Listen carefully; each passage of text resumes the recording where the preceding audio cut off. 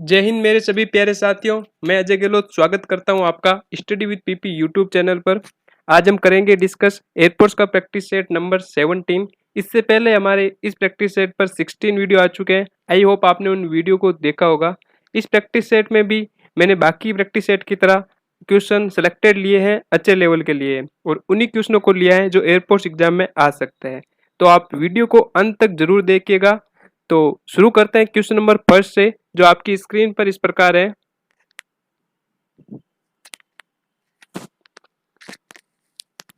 आप वीडियो को पॉज करके क्वेश्चन नंबर फर्स्ट का आंसर दे सकते हैं। तो चलिए डिस्कस करते हैं क्वेश्चन नंबर फर्स्ट को। क्वेश्चन नंबर फर्स्ट के लिए डायरेक्शन है find out the error if any. तो सेंटेंस है flowers that are just picked begins to root in 15 seconds. तो क्वेश्चन नंबर फर्स्ट में जो एरर है वो है पार्ट सी में। यहाँ पर बिगिंस के बदले बिगिन का यूज होगा, यहाँ पे एस नहीं आएगा। जो वाक्य का सब्जेक्ट है फ्लावर्स, तो फ्लावर्स प्लूरल है तो उसके हिसाब से वर्ब भी यहाँ पे प्लूरल आने चाहिए। तो बिगिंस की प्लूरल वर्ब हो जाएगी बिगिन, ये एस हट जाएगा। क्वेश्चन नंबर फर्स्ट का सही आंसर है option number C. I hope आपको ये क्लियर हो गया। चलिए बढ़ते हैं नेक्स्ट क्वेश्चन की तरफ, जो इस प्रकार है। Question number second. Question number second के लिए डायरेक्शन है find out the error if any, और यहाँ पे सेंटेंस दिया गया है you have not responded to my invitation didn't you. Question number second में जो एरर है वो है पार्ट सी में। यहाँ पर डिडंट यू के बदले हैव यू का प्रयोग होगा, क्योंकि ये क्वेश्चन टैग से रिलेटेड सेंटेंस है, और क्वेश्चन टैग में आपको पता है जब सेंटेंस अफर्मेटिव में हो तो क्वेश्चन टैग नेगेटिव में होता है, और क्वेश्चन टैग अगर अफर्मेटिव में हो तो सेंटेंस नेगेटिव में रहता है। यहाँ पे सेंटेंस नेगेटिव में तो क्वेश्चन टैग यहाँ पे अफर्मेटिव में हो जाएगा। तो और सेंटेंस का वर्ब और टेंस के हिसाब से हैव का प्रयोग होगा। तो क्वेश्चन नंबर सेकंड का सही आंसर हो गया option number C. Didn't you को रिप्लेस करके यहाँ पे हमें करना पड़ेगा हैव यू। आई होप ये आपको अच्छे से क्लियर हो गया होगा। तो बढ़ते हैं हम अपने नेक्स्ट क्वेश्चन की तरफ, जो इस प्रकार है।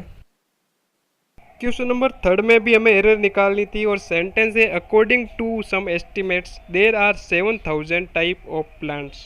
तो क्वेश्चन नंबर थर्ड में जो एरर है वो है पार्ट सी में। यहाँ पर टाइप के बदले टाइप्स का प्रयोग होगा, क्योंकि 7000 दिया गया है जो कि प्लूरल है, तो उस हिसाब से यहाँ पे टाइप को हमें चेंज करके प्लूरल बनाना पड़ेगा, टाइप्स करना पड़ेगा। तो आई होप आपको क्वेश्चन नंबर थर्ड अच्छे से क्लियर हो गया होगा। तो बढ़ते हैं हम अपने नेक्स्ट क्वेश्चन की तरफ, जो इस प्रकार है।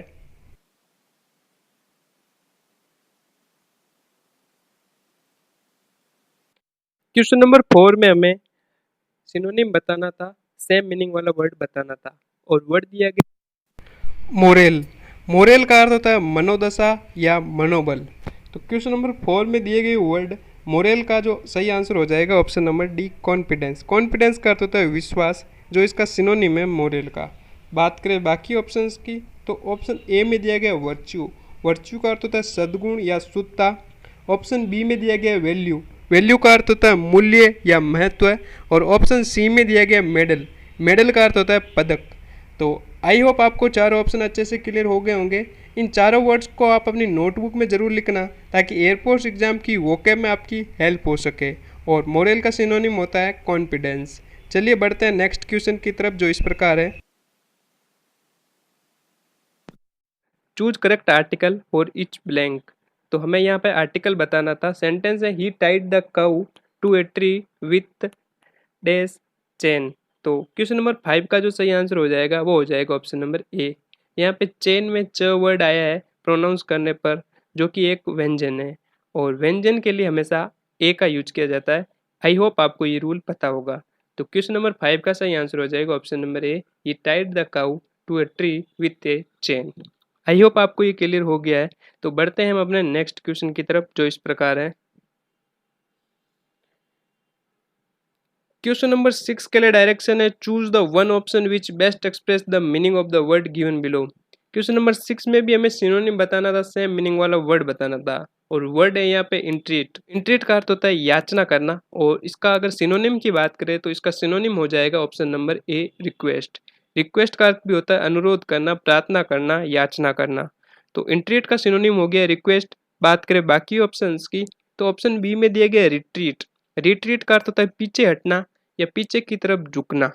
और ऑप्शन सी में दिया गया अप्रोच। अप्रोच का अर्थ होता है पास आना, पहुंचना या प्रवेश मार्ग।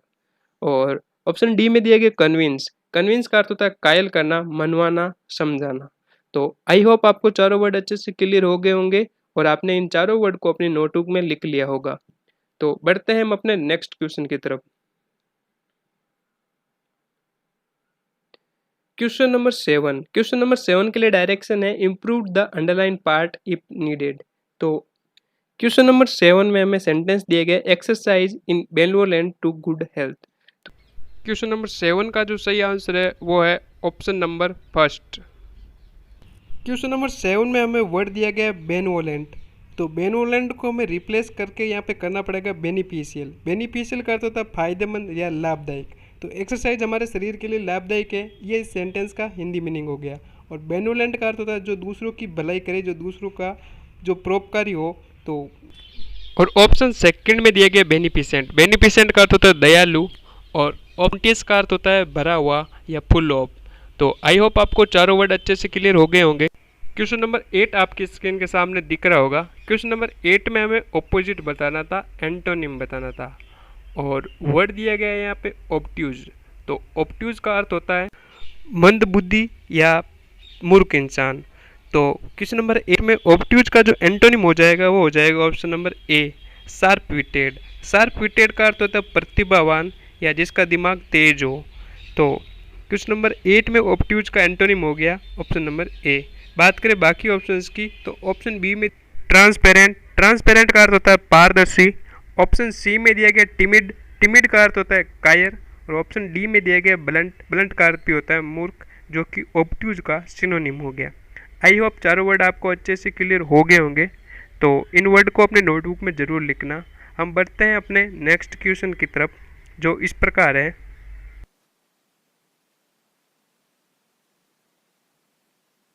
क्वेश्चन नंबर 9 के लिए डायरेक्शन है चेंज द नरेशन। सेंटेंस है he said to me you are getting lazy day by day.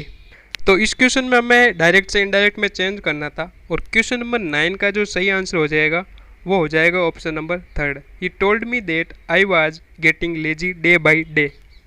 इस प्रकार के क्वेश्चन को सोल्व करने के लिए हमें सिंपल टेंस पहचानना रहता है। रिपीटेड स्पीच में टेंस यहाँ पे प्रेजेंट कंटिन्यू में दिया गया है, जिसको हम चेंज करेंगे पास्ट कंटिन्यू में। तो चारों ऑप्शन में से कौन से ऑप्शन में पास्ट कंटिन्यू में चेंज किया गया है तो वो हमें देखना रहता है। और फिर यहाँ पे वर्ड आया सेड टू। सेड टू को हम टोल्ड में चेंज कर देंगे और यू को मी के हिसाब से आई कर देंगे। आर गेटिंग का वाज गेटिंग हो जाएगा। इस हिसाब से क्वेश्चन नंबर 9 का जो सही आंसर हो जाएगा वो हो जाएगा ऑप्शन नंबर थर्ड। आई होप आपको डायरेक्ट इनडायरेक्ट के ये रूल्स पता होंगे। डायरेक्ट इनडायरेक्ट का आपको रूल्स पता होगा तभी आप इनको सोल्व कर पाएंगे। तो बढ़ते हैं हम अपने नेक्स्ट क्वेश्चन की तरफ, जो इस प्रकार है। क्वेश्चन नंबर 10 में भी हमें ऑपोजिट बताना था, एंटोनिम बताना था। और वर्ड दिया गया है यहाँ पे फैब्रिकेट। फैब्रिकेट का अर्थ होता है बनाना या निर्माण करना। तो इसका एंटोनिम हो जाएगा option number C, demolish. Demolish का अर्थ होता है ध्वस्त करना या गिरा देना। तो फैब्रिकेट का एंटोनिम या अपोजिट हो गया ऑप्शन नंबर सी, डिमोलिश। बात करें बाकी ऑप्शंस की तो ऑप्शन ए में दिया गया अनर्थ। अनर्थ का अर्थ होता है भंडा फोड़ना या राज खोलना। और ऑप्शन बी में दिया गया कंस्ट्रक्ट। कंस्ट्रक्ट का अर्थ होता है निर्माण करना या बनाना। और बात करें ऑप्शन डी की तो ऑप्शन डी में दिया गया रिमोवेट। रिमोवेट का अर्थ होता है नवीनीकरण करना या किसी बनी हुई चीज़ में हमें कुछ चेंजेस करना। तो आई होप आपको चारों वर्ड अच्छे से क्लियर हो गए होंगे। फैब्रिकेट का एंटोनिम होता है डिमोलिश, ध्वस्त करना या गिरा देना। तो चलिए बढ़ते हैं क्वेश्चन नंबर 11 की तरफ, जो आपकी स्क्रीन पर इस प्रकार है। नंबर 11 के लिए डायरेक्शन है आइडेंटिफाई द करेक्ट प्रीपोजिशन। यहाँ पे हमें करेक्ट प्रीपोजिशन का सिलेक्शन करना था। सेंटेंस है the telephone kept blank ringing but no one attendant. तो क्वेश्चन नंबर 11 का जो सही आंसर हो जाएगा वो हो जाएगा ऑप्शन नंबर बी। यहाँ पे केप्ट के साथ ऑन प्रीपोजिशन का यूज होगा। यहाँ पे वर्ड है केप्ट। ऑन का अर्थ होता है जारी रखना, कंटिन्यू करना। तो टेलीफोन की घंटी बजती है लेकिन किसी ने कॉल नहीं अटेंड किया, ये इसका हिंदी मीनिंग हो गया। तो केप्ट के साथ ऑन प्रीपोजिशन का यूज तब किया जाता है जब किसी काम को जारी रखना हो। तो आई होप आपको प्रीपोजिशन ये अच्छे से क्लियर हो गई होगी। तो बढ़ते हैं हम अपने नेक्स्ट क्वेश्चन की तरफ, जो इस प्रकार है। क्वेश्चन नंबर 12 के लिए डायरेक्शन है fill in the blanks with most suitable word और सेंटेंस है the gypsies do not live blank at a particular place. तो क्वेश्चन नंबर 12 का जो सही आंसर हो जाएगा वो हो जाएगा ऑप्शन नंबर थर्ड। यहाँ पे वर्ड आ जाएगा परमानेंटली। जिप्सीज एक अलग कम्युनिटी के लोग होते हैं, वो लोग एशिया में पाए जाते हैं और किसी भी स्थान पर रहते नहीं हैं, अलग अलग जगह घूमते रहते हैं, घुमंतु लोग भी कह सकते हैं इनको। तो क्वेश्चन नंबर 12 में जो सही आंसर हो जाएगा option number C permanently. Gypsies कभी भी किसी स्थान पर परमानेंट नहीं रहते हैं। जिप्सी एक प्रकार का एक पर्टिकुलर कम्युनिटी होता है। तो आई होप क्वेश्चन 12 आपको अच्छे से क्लियर हो गया होगा। तो बढ़ते हैं हम अपने नेक्स्ट क्वेश्चन की तरफ जो इस प्रकार है। क्वेश्चन नंबर 13 में भी हमें प्रीपोजिशन का सिलेक्शन करना था और सेंटेंस है can you tell the difference blank butter and margarine. तो क्वेश्चन नंबर 13 में जो सही आंसर हो जाएगा वो हो जाएगा ऑप्शन नंबर थर्ड बिटवीन। यहाँ पर दो अलग अलग वर्ड दिए गए हैं, दो अलग अलग वर्ड को बांटने की बात की गई है और दो अलग अलग वर्ड में डिफरेंस की बात की गई है। तो डिफरेंस के लिए यहाँ पे दो वर्ड का यूज हो जाएगा। तो can you tell the difference between butter and margarine. और आपको पता है जब दो से ज़्यादा चीज़ों के बीच में बांटने की बात हो, डिफरेंस की बात हो, तो वहाँ पर अमंग का यूज किया जाता है, दो के लिए बिटवीन का। तो इस रूल को अपनी नोटबुक में जरूर लिखना। थर्ड का सही आंसर हो गया ऑप्शन नंबर थर्ड बिटवीन। जा चुके हैं। चलिए बढ़ते हैं हम अपने नेक्स्ट क्वेश्चन की तरफ जो आपकी कंप्यूटर स्क्रीन पर इस प्रकार है। तो क्वेश्चन नंबर 14 में हमें चार ऑप्शन दिए गए जिससे हमें सही ऑप्शन का सिलेक्शन करना था। सेंटेंस है it was said of Akbar that he rarely blank more than hovers a day. तो क्वेश्चन नंबर 14 का सही आंसर हो जाएगा ऑप्शन नंबर स्लेप्ट। यहाँ पे बात पास्ट का यूज होगा। It was said of Akbar that he really slept more than 3 hours a day. Simple past tense का यूज होगा। ये सेंटेंस सिंपल पास्ट टेंस का है। टेंस के फॉर्मूलाज एंड रूल्स अगर आपको याद हो तो इस टाइप के क्वेश्चन को आप इजीली सोल्व कर सकते हैं। तो बढ़ते हैं हम अपने नेक्स्ट क्वेश्चन की तरफ। क्वेश्चन नंबर 15 आपकी स्क्रीन पर इस प्रकार है। क्वेश्चन नंबर 15 के लिए डायरेक्शन है choose one word for the group of word. यहाँ पे हमें वन वर्ड बताना था। सेंटेंस है a person who opposes war और यूज ऑफ मिलिट्री फोर्स। तो वो इंसान जो लड़ाई झगड़े का विरोध करे, लड़ाई झगड़े नहीं चाहता, शांति चाहता हो, उसके लिए वन वर्ड क्या होगा। तो क्वेश्चन नंबर 15 में हमें जो सही आंसर होगा वो होगा option number second pacifist. Pacifist का अर्थ होता है जो इंसान जिसको शांति पसंद हो। और बात करें बाकी ऑप्शंस की तो ऑप्शन फर्स्ट में दिया गया फासिस्ट। फासिस्ट का अर्थ होता है तानाशाही, तानाशाही का समर्थन करने वाला इंसान। ऑप्शन थर्ड में दिया गया नार्किस्ट। नार्किस्ट वो इंसान होता है जो खुद की तारीफ सारे दिन करता रहता है, खुद ही की तारीफ करने वाला इंसान नार्किस्ट। और ऑप्शन फोर्थ में दिया गया फेटलिस्ट। फेटलिस्ट का अर्थ होता है वो इंसान जो भाग्य में ज्यादा विश्वास करता है। तो क्वेश्चन नंबर 15 में जो इंसान लड़ाई का विरोध करता है, जो शांति चाहता है, वो हो जाता है पेसिफिस्ट। आई होप आपको चारों वर्ड क्लियर हो गए होंगे। तो बढ़ते हैं नेक्स्ट क्वेश्चन की तरफ।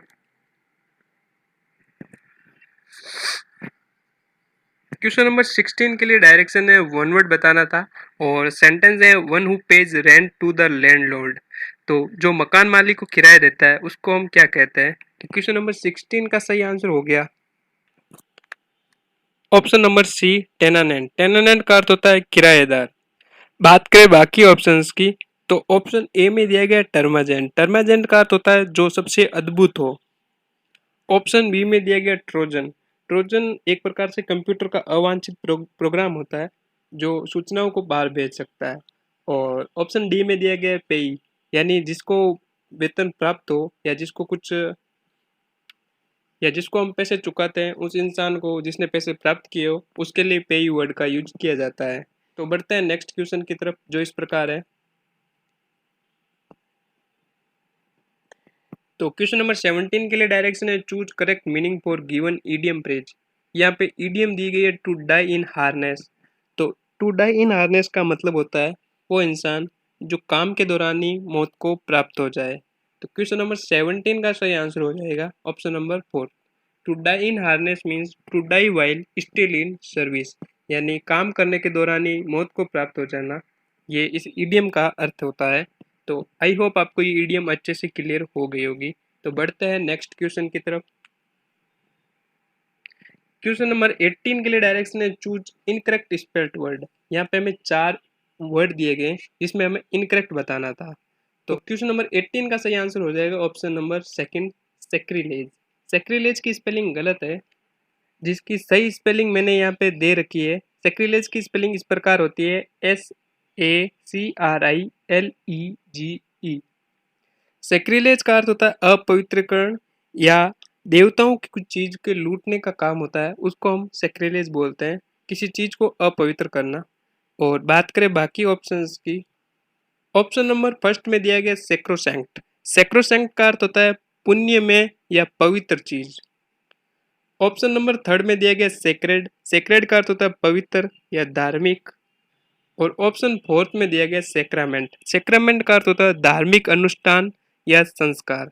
तो आई होप चारों वर्ड आपको अच्छे से क्लियर हो गए होंगे। तो बढ़ते हैं हम अपने नेक्स्ट क्वेश्चन की तरफ, जो इस प्रकार है।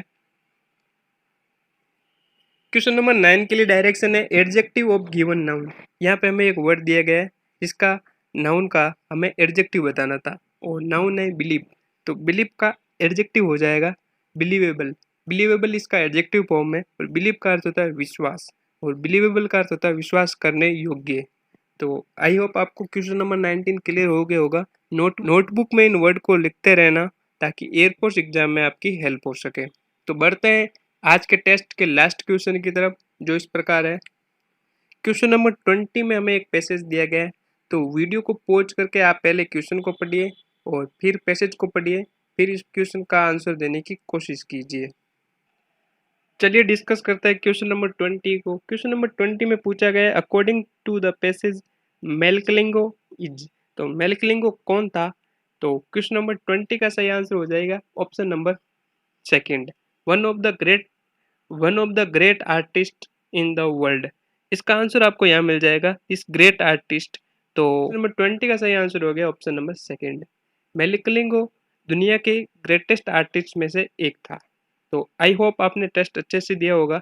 तो टेस्ट में जितने भी आपके मार्क्स आए वो हमें कमेंट सेक्शन में लिखकर जरूर बताना। इस वीडियो को अपने सभी स्टडी ग्रुप में जरूर शेयर कीजिएगा।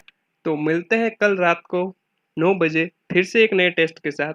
तब तक के लिए धन्यवाद। जय हिंद।